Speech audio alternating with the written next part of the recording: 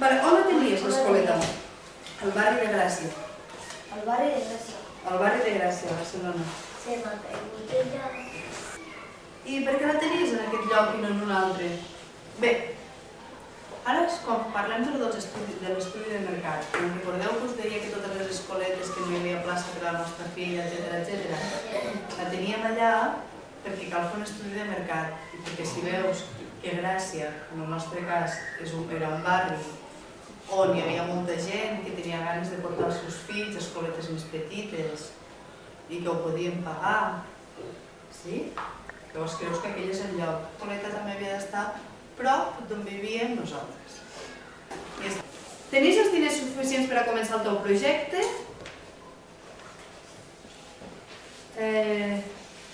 Teníeu uns estalvis, no? Has dit? Sí, però no sabia com dir-ho. Sí, teníem estalvis.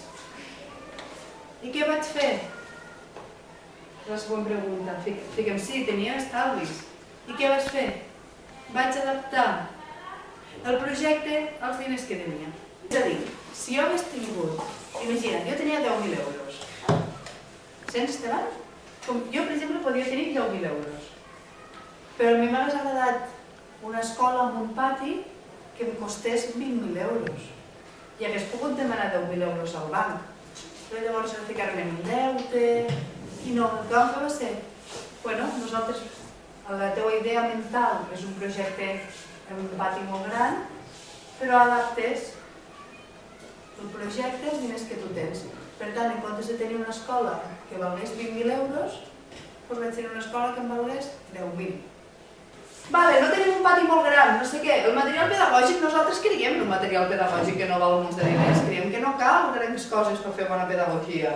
I ens fem servir de pedres, i ens fem servir de tubs, de mangueres, i anem comprant material xulo, us fixeu? Les nostres paneres, i una d'això... Oh, i tenim una cuina que és bestial. Sí, Maria, sí? pobret. I tenim uns skates, i fem suc de taronja, i bueno, ja ens va bé. Però el pati és menut. I llavors què fem? Ens agenciem un carro... Espereu, veieu que munt de material? Sí. Sí, els xiquetes agrada. Mos agenciem el carro. Que no entra. Maria, pots picar la foto de la guina en carro? Ahí està. Mos agenciem un carro.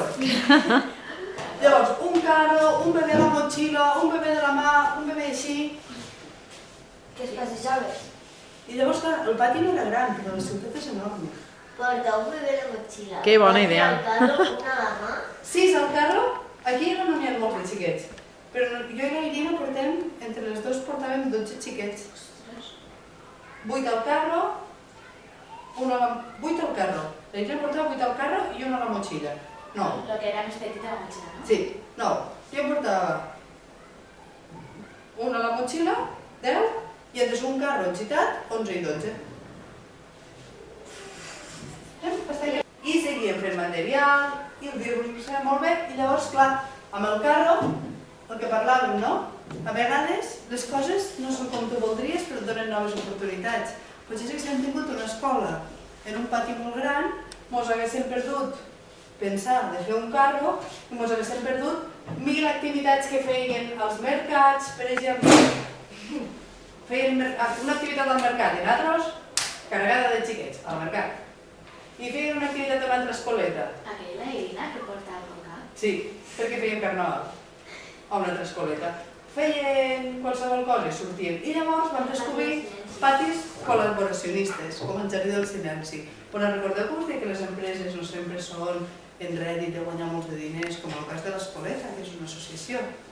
Doncs el Jardí del Silenci és el mateix. Som-hi. Ara, som-hi. El Jardí del Silenci és molt millor que un pati. És el pati? Tu dius que el pati és més...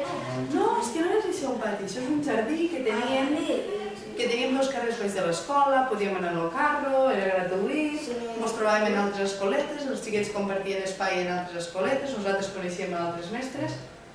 Total, que va ser fantàstic no tenir diners al principi, perquè em va fer que penséssim